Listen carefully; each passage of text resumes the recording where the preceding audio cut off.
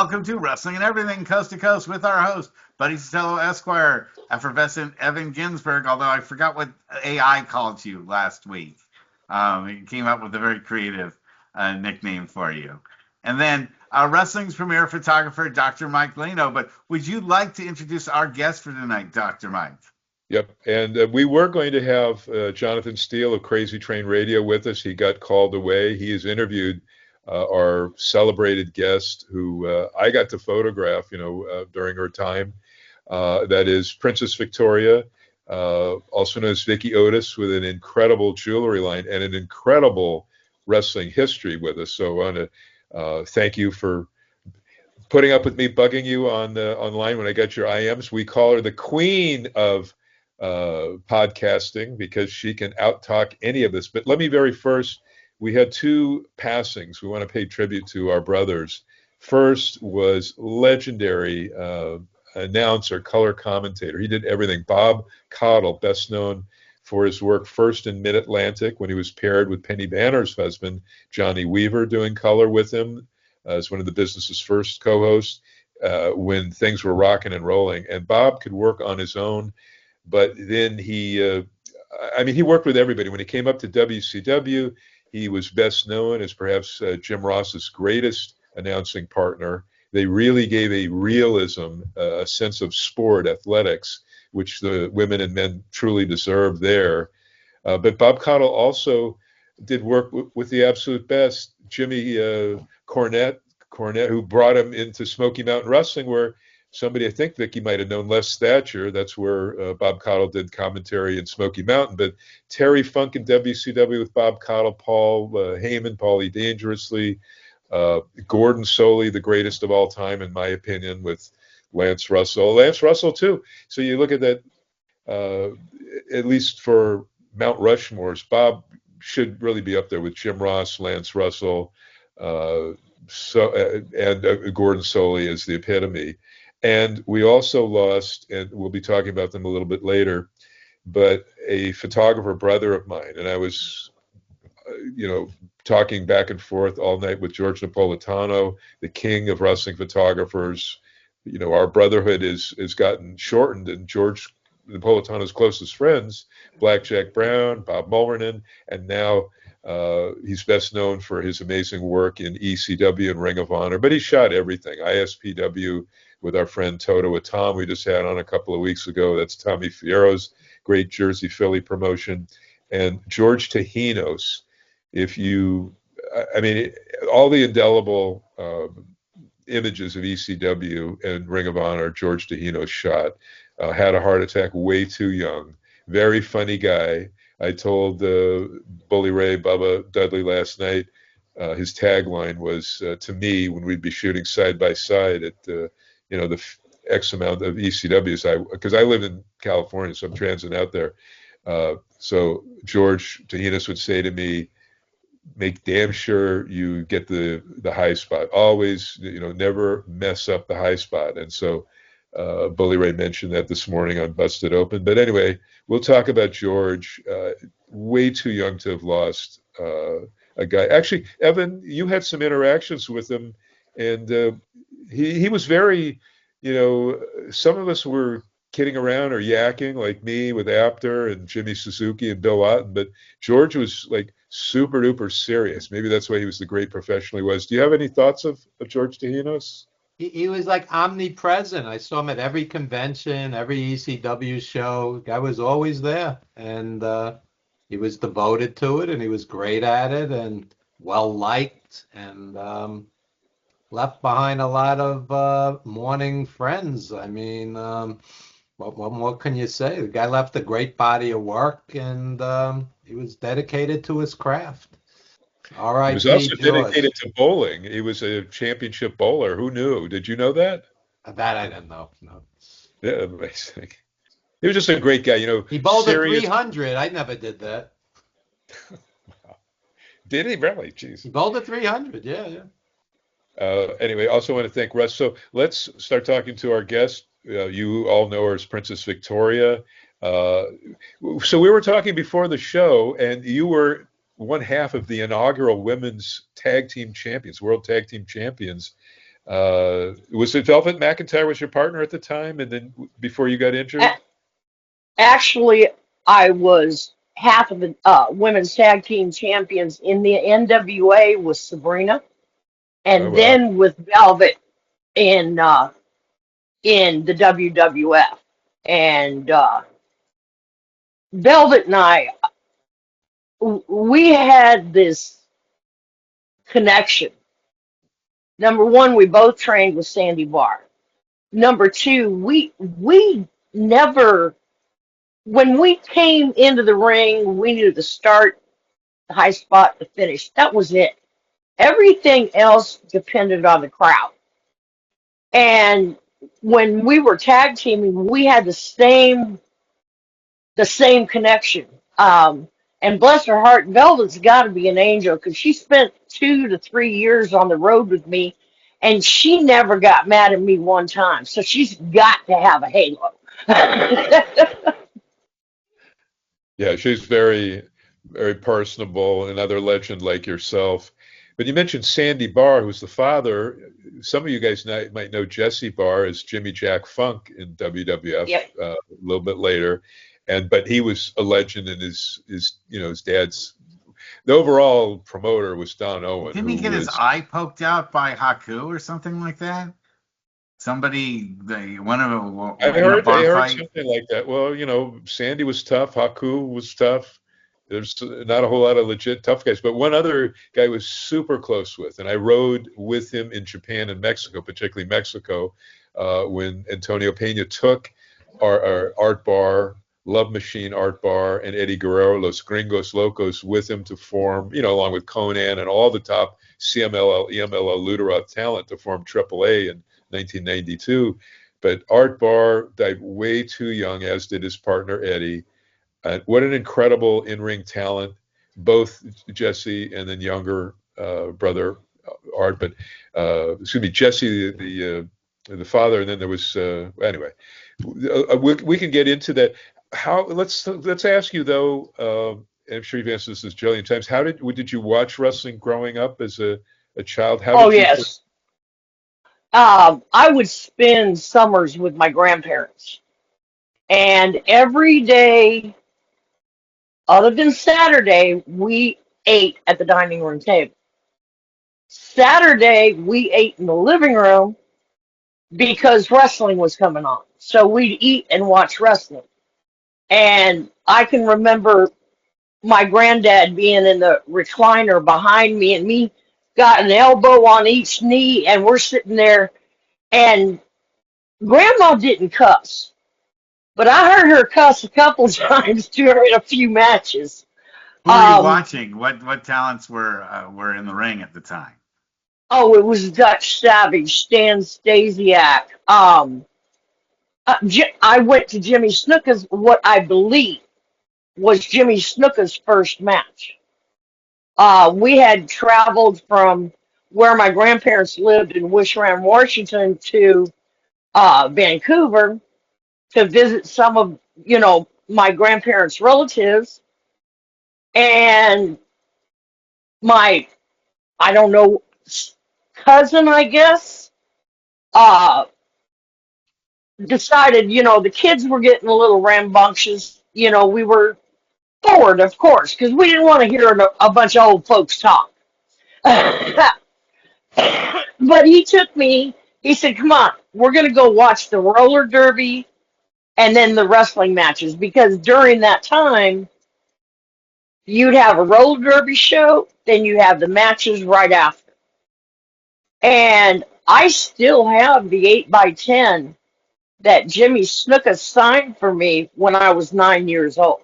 Uh, I mean, I was a dyed in the wool wrestling fan. And to me, if you're not a wrestling fan, becoming a wrestler really shouldn't, you shouldn't do that.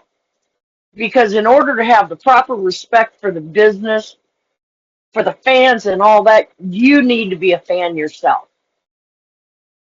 And then when I was 14, I left home when I was 14. And I was living in Portland And I found out about the matches live at the Chautauqua Sports Arena, where Don Owens and Sandy Barr and Sherry, and at that time, the wrestlers that were there were Stan Stasiak, Riff Oliver, Roddy Piper, Buddy Rose, Tommy Rogers. Oh Lord, I can go on and on. We're well connected with Portland. We've had a number of Portland wrestling shows. Actually, yeah. Let me throw some names at it because I shot there. Russ, I shot there. Dutch Savage, obviously, who came in and had a feud with Freddie Blassie. A lot of your talent, including Tough Tony Bourne, who was, of course, dad of a legendary wrestler himself. But Tony Bourne came down to Los Angeles and San Francisco, my two home-based territories. Yep. But Blassie had a feud where they were cutting state-of-the-art promos. Dutch Savage was very credible and on the mic, the stick. But Lonnie Moondog Mayne set records with Piper in California before, because initially Piper out of Winnipeg, he goes to Red Bastien, brings him into Paul Bush territory, Houston, and then Red Bastien was sending him to work full-time for Roy Shire in San Francisco, but he was going to do a stopover, and I was the ringside photographer. So he's in the opening match against Tony Rocco, the January 17th, 1976 Battle Royal. Chavo Guerrero was already there. Piper came in as like a milquetoast face, 10-minute Broadway, and then our secondary genius booker after Jewel Strongbow, who was legit Native American, and that's where the Tri-WF Jewel Strongbow Chief Frank Hill took his name from, because Vince McMahon Sr. was very close friends with the 40s, 50s wrestler Jewel Strongbow, which was an amazing, amazing booker. And anyway. Well, see, I was so blessed to come up in wrestling when I did, because that's when Portland was on fire.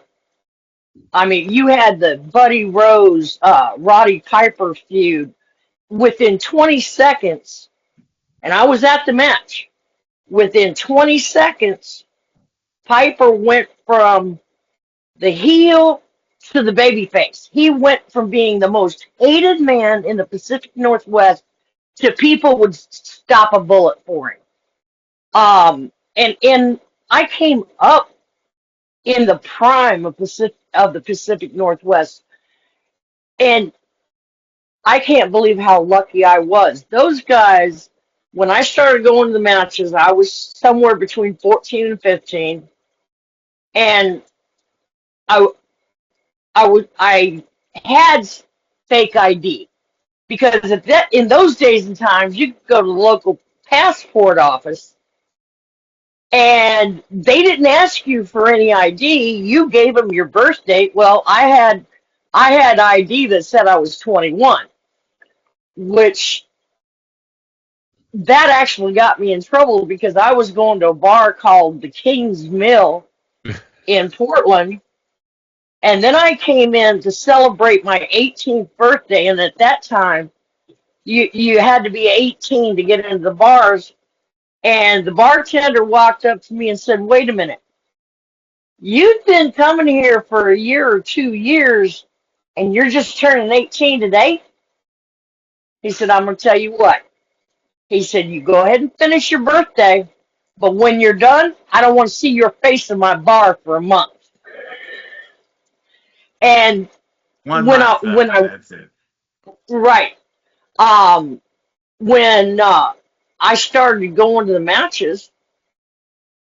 What was the first? Do you remember the first show? Perhaps the year? What match or matches? The very first card you ever saw, either on TV and or live at the venue there in Portland?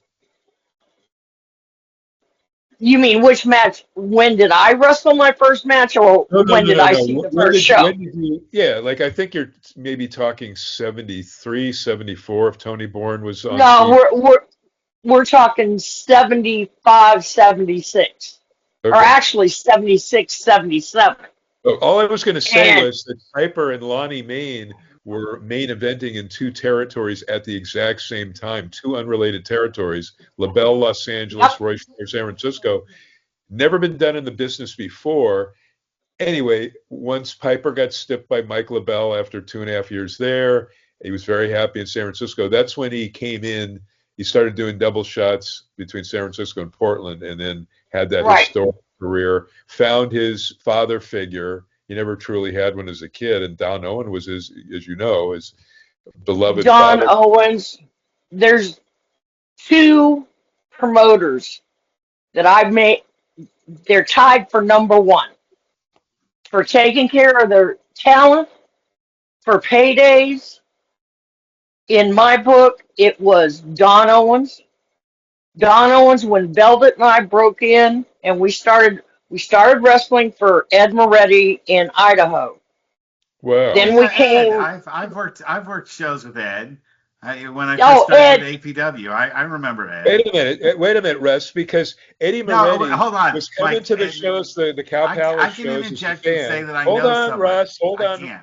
This is a friend of mine for 40, 50 years. Eddie Moretti was a friend of mine. He was just a mark coming with Roland Alexander to the Cow Palace show, sitting in the back. They were trying to pick up girls, not always watching the matches. They came with Dave Meltzer, who was studiously taking the notes. Eddie later asked Roy. Roy let him referee some classic matches like Ray Stevens' only NWA World Title Challenge against Harley Race in 1980, and then of course Eddie was a mark for Lonnie Moondog Maine, the greatest Moondog ever. Obviously out of Crabtree, Oregon, like I think Stan Stasiak was built from, and Eddie became a wrestler, worked all over the world. So I do want to pitch to Evan, but Eddie Moretti, Yeah, that's please let amazing. I Evan didn't know he was ask a the promoter, question. Russ. Did you know he was a promoter Yes, I do. He, Ed, yes, in Evan, and Idaho? he was please. a wonderful person too. He is a wonderful Yeah, person. he's Him and very I kind. still talk. Oh, Yeah, nice, I nice. mean, when I went to CAC in 2018, when they inducted me into their Hall of Fame, Eddie was there. Eddie and his wife, Well, I was there and too. That was he walked up to me and he handed me this manila envelope. And I kind of looked at him, like, what? He said, go to your room, look at it then. And it was programs from my day. It was pictures. It was magazines. Um, there was one day, in fact, Eddie, Velvet, me, and I want to say Terry Adonis. It could have been Rocky Delicero, but we were all four in this car, and the great Al Tomko, who he didn't believe in 100 miles between each venue. If you didn't drive 250 miles a day or be on the ferries, for 5 hours going here and going there. And so we had taken out the map and we were mapping our way to the next town. Al forgot to tell us that the side of the mountain had come down above Hope, BC, and then they had just gotten the road barely open. Now we hit this road, the fog was so thick you couldn't see 6 inches in front of you. So I had Terry on the hood. Yeah, it was Terry Adonis. I had Terry on the hood, and they had these little orange flags that were about this tall. And then it was a straight shot 2 miles down. So we're in my station wagon. Eddie's on the left-hand side. Terry's on the front. And we're creeping along because and I've been in fog before this, when I say pea soup, this was pea soup. And Eddie was keeping us from going over the left-hand side, and Terry was watching for things in front of us. And I looked over, and all of a sudden, Eddie was gone. He wasn't there by my window anymore, and both Velvet and I screamed. because we thought he had went down the mountain. What had happened, and anybody who knows Eddie knows, he's got this pronounced limp. And then all of a sudden, here comes a hand up the side of my window. And what had happened is Eddie had fallen and tripped. We're going down, and after that, it was like, I'm looking for a place to pull off. We're going to sleep until morning in the car, whatever. And I found this pull off, and then all of a sudden, here comes this Greyhound bus. And I locked into those taillights, and I looked at everybody. I said, if this bus goes off the side of the mountain, we're going with them. But Eddie is one of the greatest people you will ever meet in your life. Love Vicki, I him and gotta his pass wife. to Evan Ginsberg. I just want to say quickly, clarify, Al Tomko was the legendary promoter in Vancouver, and they had workings with Portland and all that Yes. stuff. But Don Leo Jonathan, Dutch Savage, amazing array of talent in Vancouver alone. Let's throw over to Evan. What do you consider some of your proudest moments, greatest career highlights when you look back?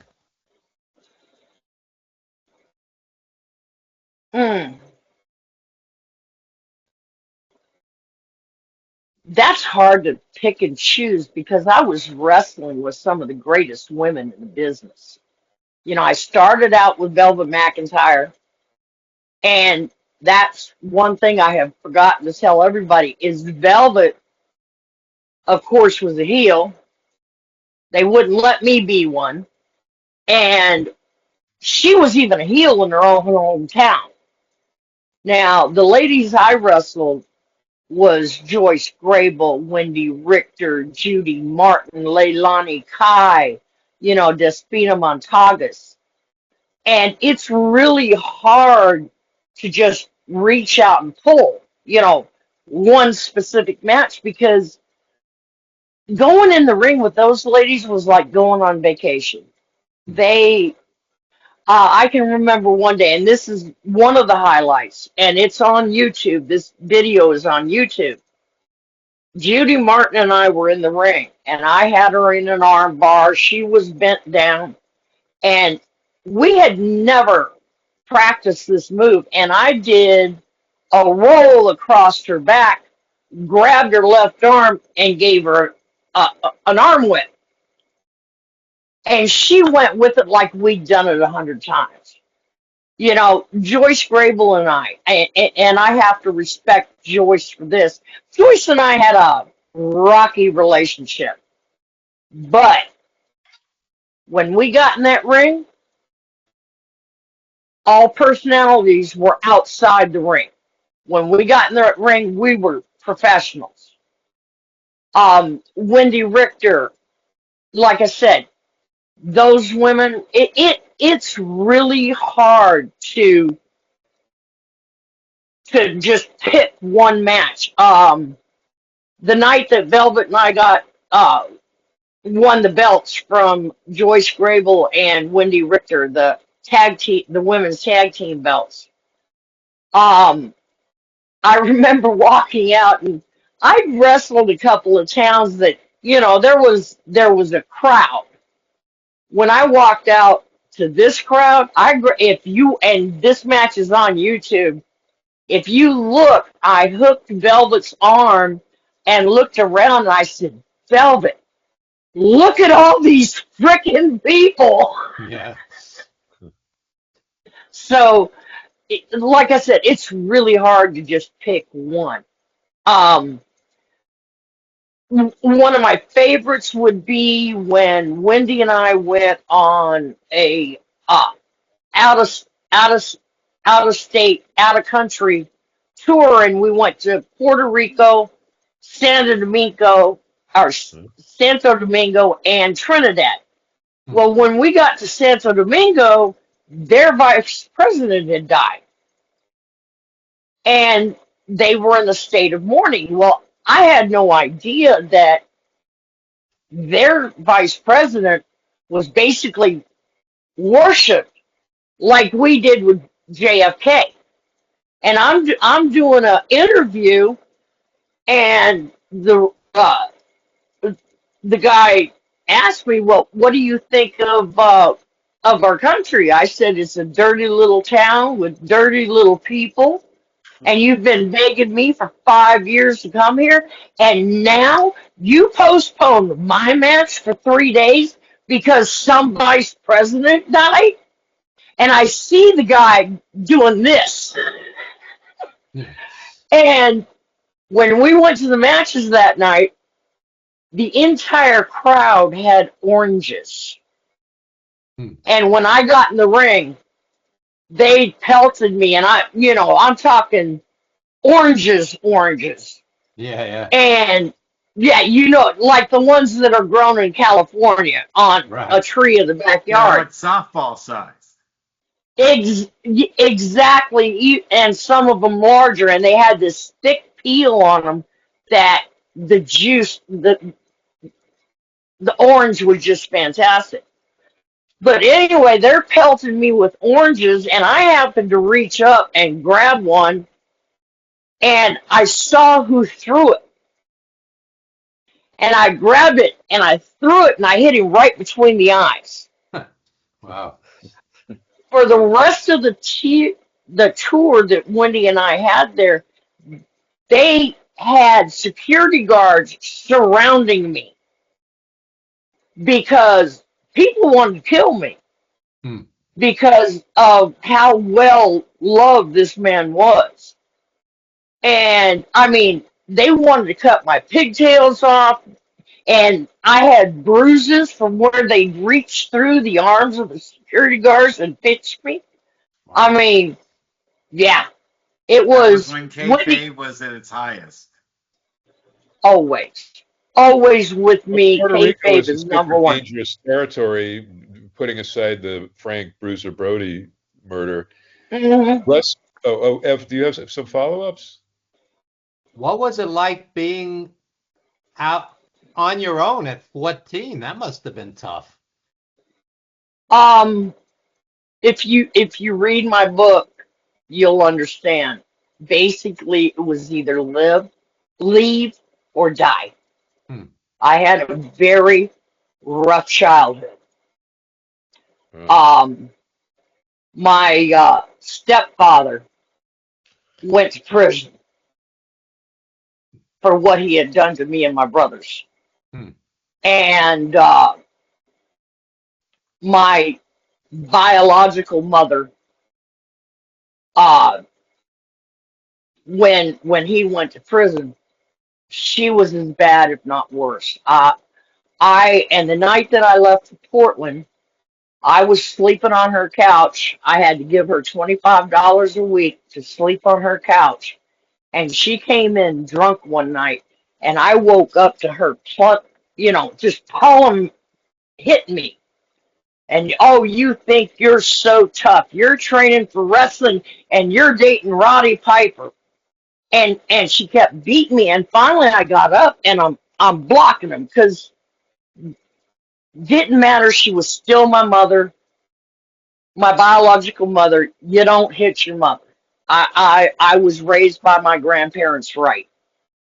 And finally, um, I grabbed her hand and I did this. I pushed up on the little finger and down on the knuckle to the little finger. And I was able to control her. I said, "Give me 15 minutes. I'll have my stuff and I'll be gone." And this was like 3 o'clock in the morning, and I had a suitcase, and I went and got a Greyhound bus and went to Portland. Hmm.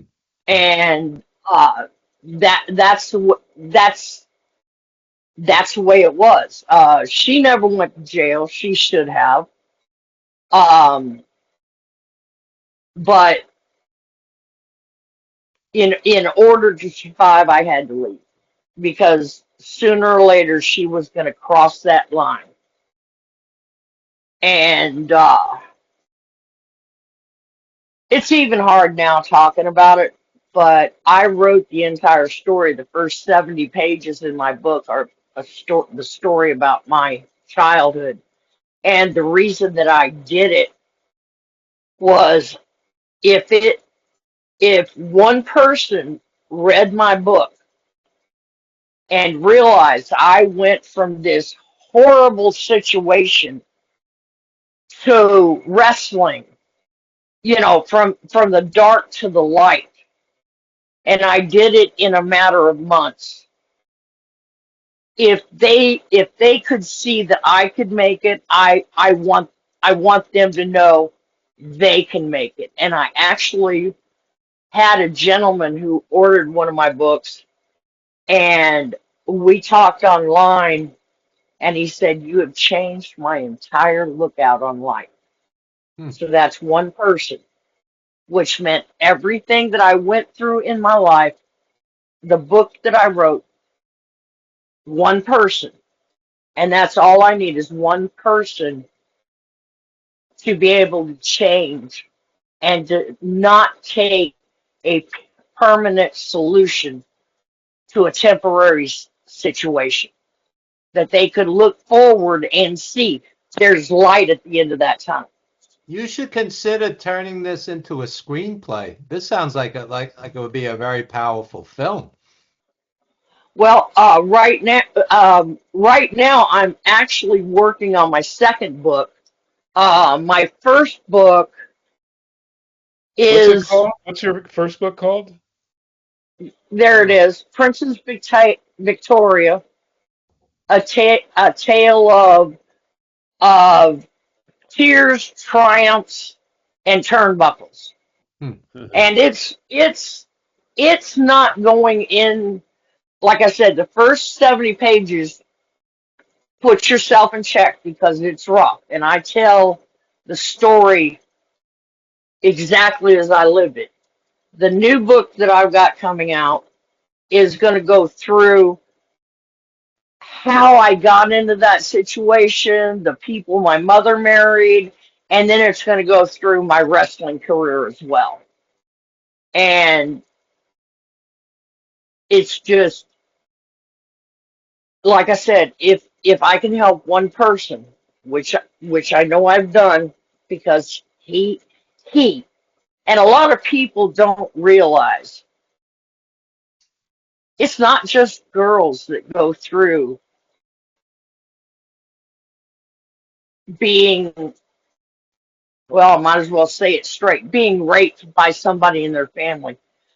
The men go through it too, but they're too scared to talk about it because somebody's going to look down on them. It's something. My brother James committed suicide because he couldn't get past it. Hmm. My brother Scott died of complications of AIDS due to the fact that my mother sent him to live with a man who was a pedophile Hmm. at 12 years old. And I'm still here. I'm still standing. And I That's a want that's people to realize, Vicky, because we want to help sell you some books. Do you have any like ribs and road stories? So we're oh turning yeah, one. there's ribs in the road. Oh Well, yeah, tell us a there. couple. What can you tell us? Some fun, uplifting ribs and road stories. Because Okay, yeah, let's get out of the. I'm sorry. I'm No, sorry that's I a took very you down important that message. road, but let me throw Princess this out there. Victoria, At the hold on. Cauliflower Alley, I was on the executive board for 14 years, and I'm still, since 1987, Cauliflower Alley's board photographer for all events. So I was there. I oh, know I have pictures of you. I'll send it. But tell us about ribs and road stories, because that's what our audience Well, loves to yes, but I hear. did want to thank you, uh, all right. Victoria. Just one sec. I just wanted to thank you for your courage to share that story with us. I understand it is very emotional for you, and we hope that maybe this show can also be there to help somebody else if they watch it. I just really respect what you shared with us. I don't want to move Well, right on without saying that it took courage for you to admit that to us on the show. Thank you. thank you. I appreciate it. Okay, rib number one that I didn't pull on somebody else. Somebody else, Ted DiBiase, pulled on me. Wendy and I were in Louisiana, And Bill Watts, of course, was the promoter at that time. This was in the early 80s, 81, 82. Well, uh, Jim Jim Neidhart was Yep. sharing a room with us because he had a wife and babies at home. He didn't go out to party. He didn't eat, if he ate at McDonald's, and I was standing there in the room one day and the motel phone rings and I pick up the phone. Hello. Hi. I want to know why you're sharing a motel room with my husband. And I didn't hear the little titters in the background because everybody in the territory at that time was in on this. Now I'm standing there and I'm ironing my dress. I'm listening to this phone call, and she starts putting Jim Neidhart just down. And I got mad. I said, "How dare you?" I said, "Your husband doesn't go out drinking. He doesn't go to restaurants to eat. He's sharing a room with me and Wendy so he can send more money home to you." And I was mad. I really was mad. And she said, "Well, I'm down in the lobby and I'll be to your room in just a few minutes." Now, understand, I'm ironing my dress, and then I realized, what have I done? This is a mad woman who thinks I'm sleeping with her husband. And I'm standing there. I moved the ironing board to where I could face the door, and the phone rings again, and it's Teddy. Now, understand, I'm shaking like this, you know, and he's laughing his tail off. He said, "Princess, I just wanted you to know nobody's coming up to your room. I had one of the girls call you. You're going to be fine." The second rib he pulled on me was Junkyard Dog. Bill Watts had just gave him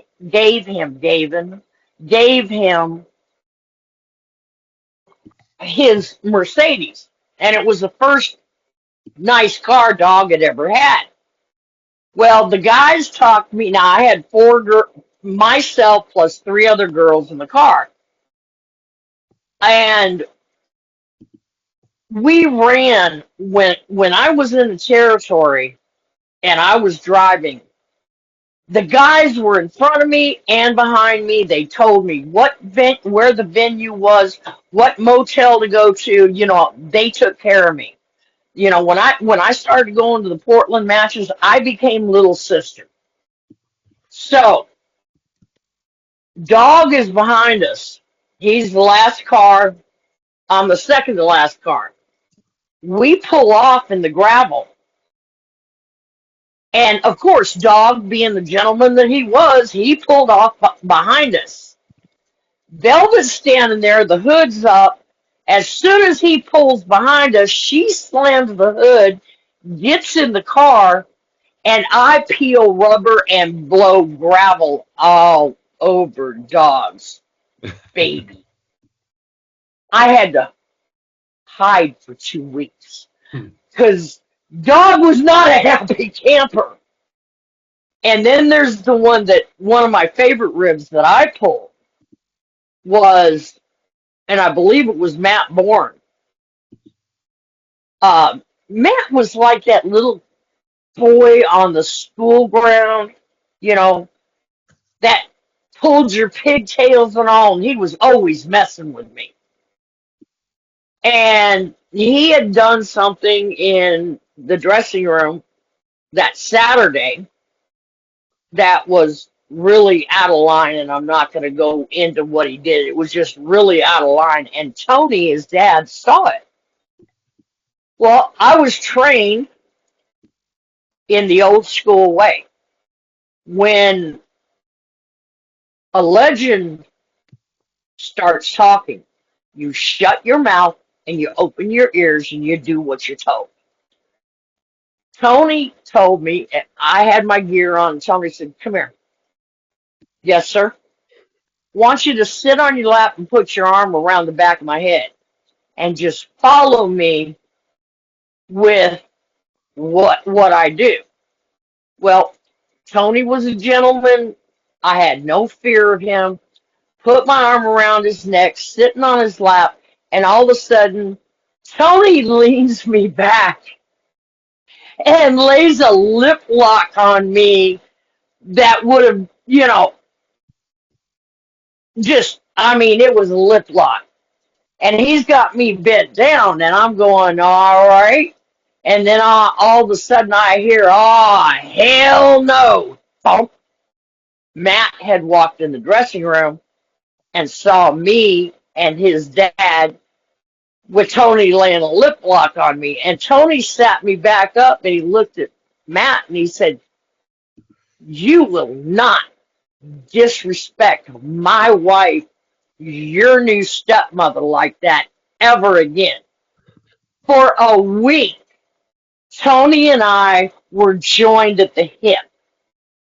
We ate together. We were in the same motel together. We rode together for a solid week.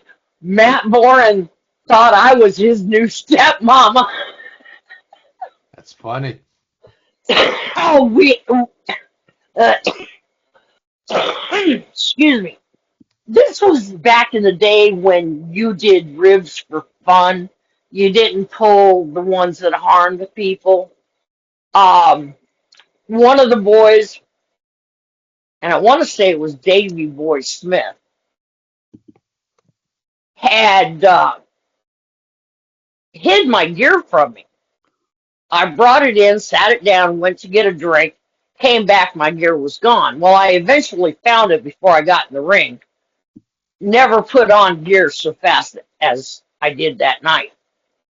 And Dave was just sitting over there laughing.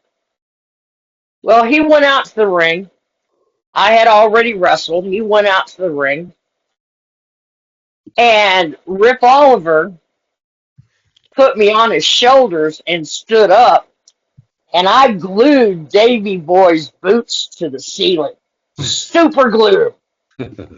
And he couldn't find his boots. And I just pointed. And he was mad. I said, "Now," I said, "this is just one receipt you're getting. Imagine what the next is going to be if you ever mess with me again." And Davy Boy was known for some outrageous ribs. Never again did he pull a rib on me. That's Yeah, great. Yeah, no, you definitely got involved in like that, traveling family atmosphere that you guys, when you travel with wrestlers and you're with them all the time, it creates such a weird family dynamic that, obviously. Oh yeah, wrestling is the biggest dysfunctional family I've ever been around. But and the entire 4 years that I was in wrestling, it didn't matter where I went. I started out as little sister in Portland that you didn't mess with. It was the same thing when I started wrestling. When it didn't matter what town I went to, either somebody made a phone call, made sure somebody had my back, or there was one of the boys that was in that territory that had my back, and they took care of us. I'm blessed. I coming up in the Portland territory like I did with Don Owen. I mean, and when we were training, when Velvet and I was training, Sandy would bring. I mean, he brought Don Leo Jonathan down. He brought Murph the Surf down. Tony Boren. There wasn't a wrestler in that dressing room that did not come down and train with Velvet Knight at least one time. And Sandy's reasoning was, I don't care if you're trained by the same person, nobody wrestles the same. And he wanted to give us that knowledge before we got in the ring with somebody else. And, you know, I mean, we're talking about the greatest at the time: Roddy Piper, Buddy Rose, Dutch Savage, Don Leo, Jonathan, Stan Stasiak, my sweetheart. Stan was a wonderful man. Um, Did you know short story. his Sean, who became a chiropractor after he left WCW, but Sean years later followed in his dad's footsteps, and I forgot who broke him in, but he wrestled primarily for WCW and a lot of indies at the time in the 90s. I can't say that I met him. I broke my neck in the ring in '84, in September of '84. So, you know, anything after '84, and the way Moolah did me, she broke my heart. And I didn't watch wrestling for almost 20 years. Wow.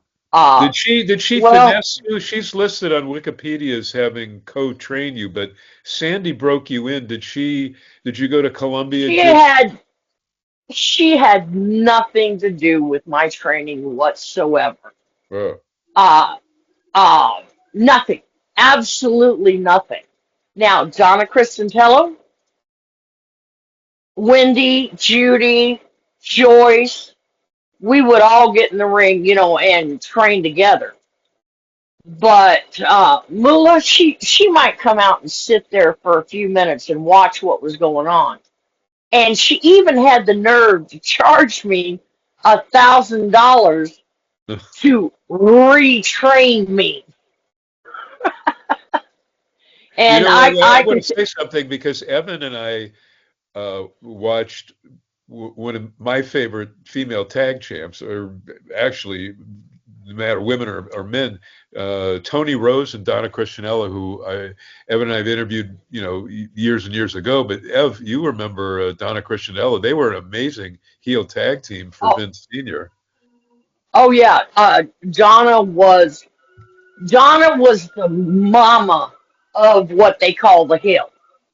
You know, us girls, Judy, Joyce, all of them were, people call us the girls from the hill. And Donna, bless her heart, she was our mother. She was the mother of the hill. She would be in the ring with us. She would be training us. When things got bad, she would be there to help us. You know, Donna was had a beautiful heart and one heck of a wrestler.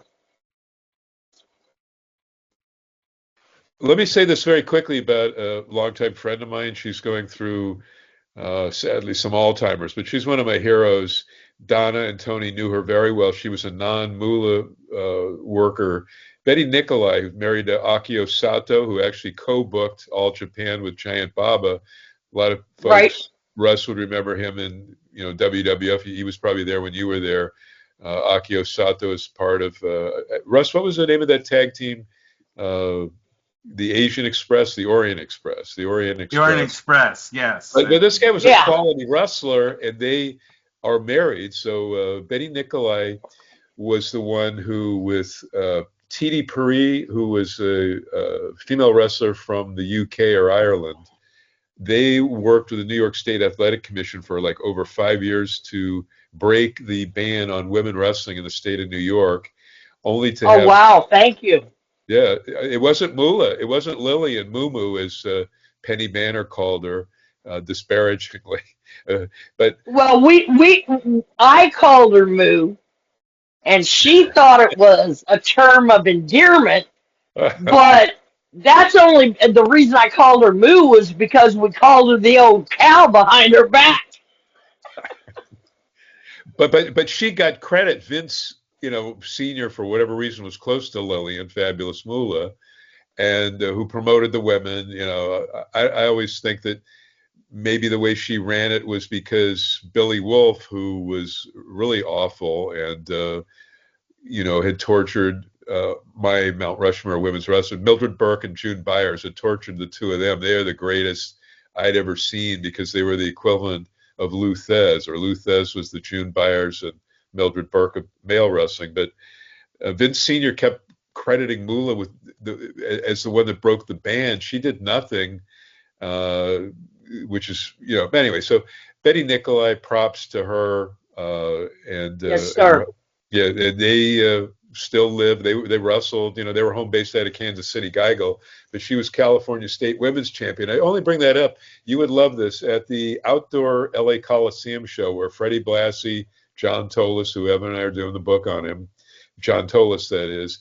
They broke all of Thesz's gate and attendance records August of 1971. But on the undercard, one of the matches of the night, other than Neil Moskowitz against El Solitario, the original, the one that died, Senior, they brought up their feud from Mexico City. Anyway, Moolah as women's champion had a sort of a, well, it turned into a Broadway, but they were shooting on each other because they had tremendous heat. Betty Nicolai, our California women's champion, could not stand her. And they were both heels, having this kind of crazy match that turned into a shoot, slapping, punching, potatoes, legit punches were happening. And there was a no finish on that match at the outdoor LA Coliseum where they broke Thesz's record since the 50s for gate and attendance, a little over 29,000 people on a bad Well, weather. you know about Sutex Green and Moolah, right? Oh, yeah. Sue's one of my closest friends. Yep. Well, then you know that when her and Moolah got in the ring, Moolah slapped her, and Tex, and what she said to me was, she looked at Moolah and said, "Oh, you want to go this way?" And she made Moolah say, she wouldn't let her tap out. She had to say, "I give up." And she took the belt. And I've seen the pictures of her handing the belt back to Mr. McMahon Sr. Moolah, I have, I'm on a split decision with Moolah. There's Moolah the wrestler, then there's Lillian Ellison the booker. Don't have much love for Lillian Ellison the booker. But you've got to look at Moolah. She started wrestling, 1949? She was a valet originally for Elephant Boy, became a priest, and Buddy Rogers. She was slave girl Moolah valeting. That's her start in this. Right. And I have to separate those two personas. You got Lillian Ellison the booker, you got Moolah the wrestler. I have no respect for her as a booker. But as a wrestler, what she went through, how she came up in the business, I have to respect that. It really aggravated me when Snickers put the pressure on Vince Jr. and took Moolah's name off the eight women, or the Battle Royal for the women. They now call it the Mae Young. But, Snickers backs wrestling, the NFL, the baseball, all these other sports, and you've got men in these sports who have done some really bad things. Anything from, beating their wives to Michael Vick, and see, I live 60 miles from where that was, where he killed over 100 dogs. And they're not, Snickers still has their name on the NFL, you know, and all of that. And there's no way that should have happened with Moolah. I mean, she deserves the respect of coming up how she came up and how hard it was. And that has stuck with me since it happened. Well, we have a limited amount of time left. I want to make sure you plug and see if Evan and Russ have any further questions. But let's have you plug your book, your jewelry line, all of your cool stuff, all of your gimmicks. Right. Why don't you go ahead and start plugging everything? All right. This is my book, Princess Victoria, A Tale of Tears, Triumphs, and Turnbuckles. If you order it from me, I will autograph it, personalized if you want to, and I will send it to you for $35, including shipping. I also do jewelry. Now, this is one of my favorite pieces. That right there is buffalo bone and turquoise and crystal. That's $45. Beautiful. It's very nice. People And think about it for the holidays. Great holiday gift. exactly. And this is another one of my favorites. Once again, that's buffalo bone, turquoise, and I do regular necklaces. This is one of my pretty ones that I love. Let's see. There you go. That's a little dragonfly in purple. And the beads are glass and crystal. Also, I kind of went off the grid and I'm making snowflakes for Christmas. Wow. Now, these are $15 a piece. If you buy two, the shipping's still $7.50. If you buy three, I take care of the shipping. And you can find me on Facebook under Vicki Otis, VICKI, OT as in Tom, IS. And if you put that name in, I should be the top one that comes up on Facebook. And I have 8x10s of me and Velvet. Velvet has autographed them already. I'll autograph them as well. It's with us with the tag team belts. And those are $25 a piece plus shipping. And I'll autograph them. I can personalize anything or I can just sign my name. It's up to you. Once again, just look for me on Facebook under Vicki Otis. Vicki, I don't always say this because it's not always true, but and I always want to be truthful with you. I have at least 50 other questions that I did not get to today that I really wanted to ask you. And well, let's bring her back because I want to ask her.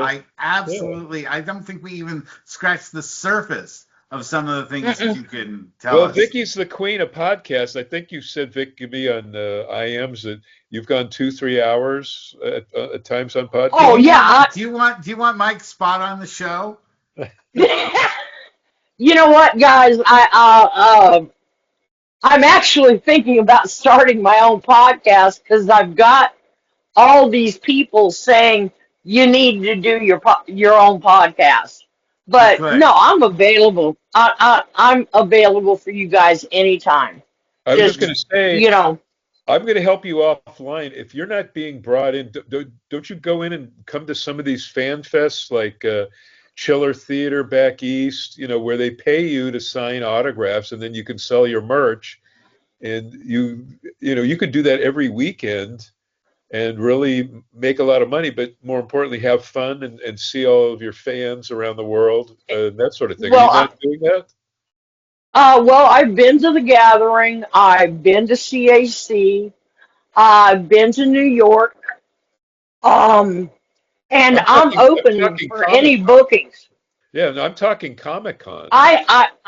No one has spoke to me about being in a Comic-Con yet, which truly surprises me. Well, no, I'll But get you set up. I don't want anything for it. I just want you to be able to sell your stuff and make some money, some moolah for a change, because you weren't with moolah. Yeah, oh, gentlemen, and I I do know I have to wrap this up. I'm sorry to cut you off, Princess Victoria, but I really am on the schedule here, so I can't stay much longer. But really appreciate having you on. Definitely want to have you on in the near future, especially to promote your next book. But hopefully before that, Sue. So thank you everyone. We'll see y'all next week. And I gotta go, guys. See you later. Vic, I'm gonna IM you. all Good right. night, Thank you everybody. Thank Domo arigato you. Thank you. gozaimasu. Enjoyed it.